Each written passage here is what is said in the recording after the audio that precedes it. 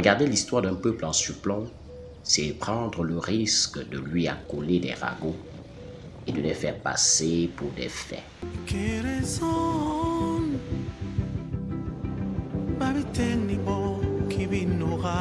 C'est l'idée qui trotte dans ma tête au moment où je me lance à l'assaut des chutes de Ngojok Lipo par Ezeka.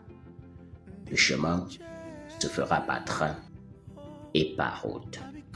Beaucoup de tracasseries, mais peu importe. Sur la toile, mes recherches sur Ngojok Lipo me parlent d'une femme bassa au pouvoir occulte qui vécut jadis à l'emplacement des chutes. Il est aussi dit qu'autrefois, ces chutes furent utilisées pour jeter des personnes accusées de sorcellerie. Pour moi, il y a mystère. Il faut le percer. Le dimanche 5 juillet 2026 au petit matin, après une nuit dans la ville chef-lieu du Nyong-Ekele, nous prenons la route. 10 km de route depuis Ezeka que nous dévalons à pied en écoutant le chant des oiseaux et en admirant les paysages. Djok nous accueille enfin. Village sobre qui a ses histoires et où la population a ses habitudes. C'est d'ici que vient l'expression Djok Massi, répandue partout au Cameroun. Djok fut en effet une sorte de camp où l'on concentrait les populations arrachées de force de leur terre et convoyées et contraints aux travaux forcés. Djok est lieu de mémoire. Un village où certaines nuits certainement, l'on entend encore les forçats réclamer sans obtenir une ration d'eau ou de nourriture. Tout ceci en creusant à la main et jusqu'au sang une ligne de chemin de fer qui ne devait servir qu'à les spolier. Djok Massi. L'expression résonne à présent en moi différemment. Il apparaît comme un mot mémoire, témoin d'une résistance farouche contre l'oubli de l'histoire.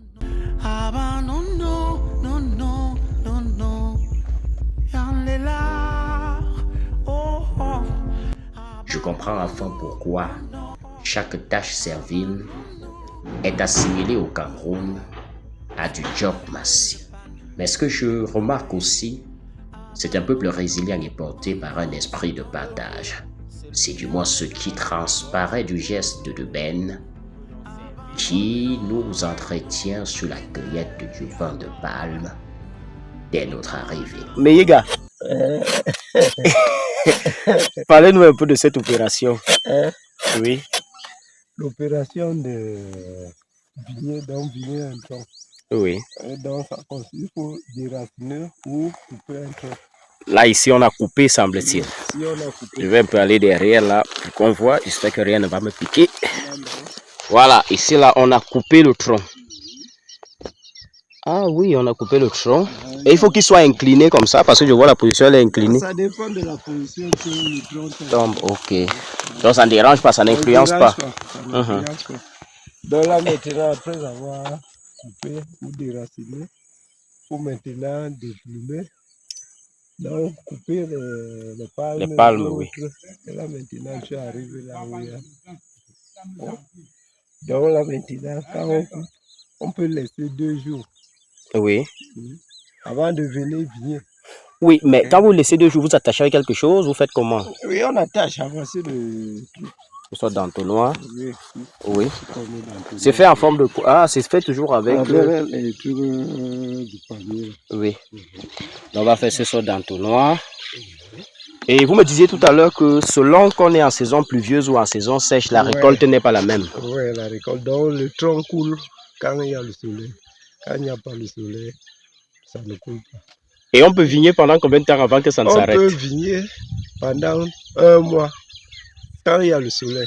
Quand il n'y a pas le soleil, quand il fait frais, on peut faire 2 semaines.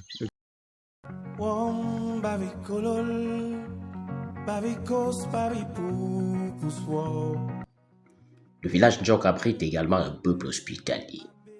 Papa Nyobé, notre guide, l'incarnera assez bien.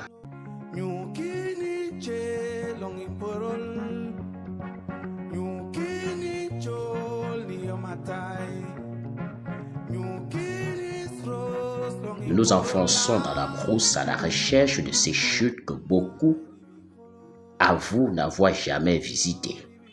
C'est tout de même 8 kilomètres en aller et retour sur un sentier perdu et impraticable.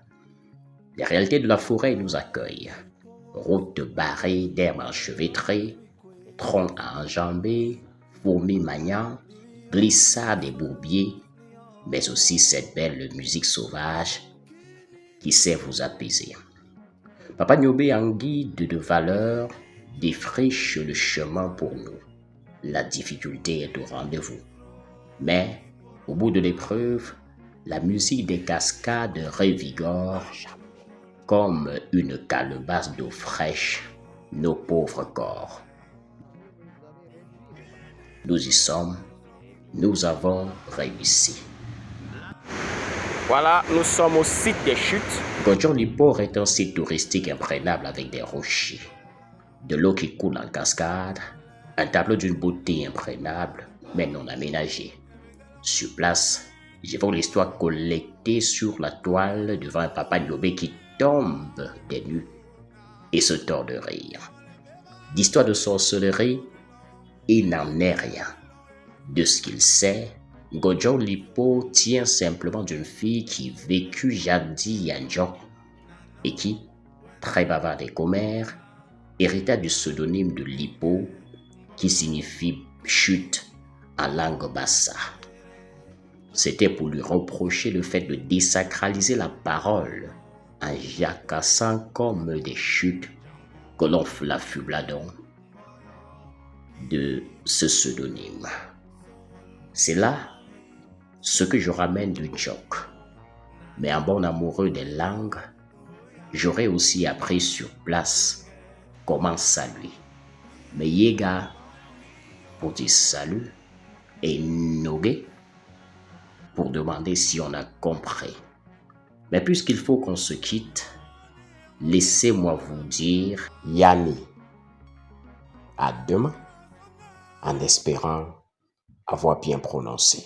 Et cette ravissante demoiselle avait ceci de particulier qu'elle jacassait, qu'elle bavardait, qu'elle parlait beaucoup. Et alors, on l'avait surnommée Godjong Lipor. Parce qu'en fait, ça, ce sont les chutes de Lipor. Et c'est ainsi que on lui a donné ce pseudonyme-là, ce qui signifiait la fille de Djok qui bavarde comme Lipor. Parce que vous entendez bien qu'il y a beaucoup de bruit ici. Les chutes communiquent ainsi avec tous les pieds qu'il faut traverser, avec tous les interstices, avec voilà, toutes ces ramifications vont faire en sorte que tout ce bruit cumulé va donner un grand brouhaha comme celui-ci.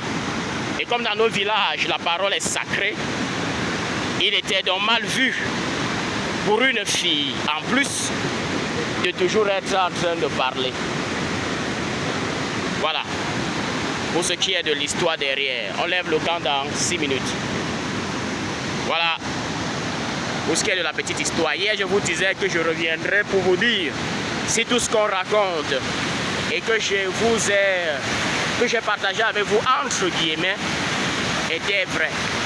Eh bien, peut-être que ce n'était pas vrai, parce que là, ce n'est qu'une autre version. Qui sait, demain, on pourra avoir une version différente et nous serons encore là, nous espérons, pour partager avec vous.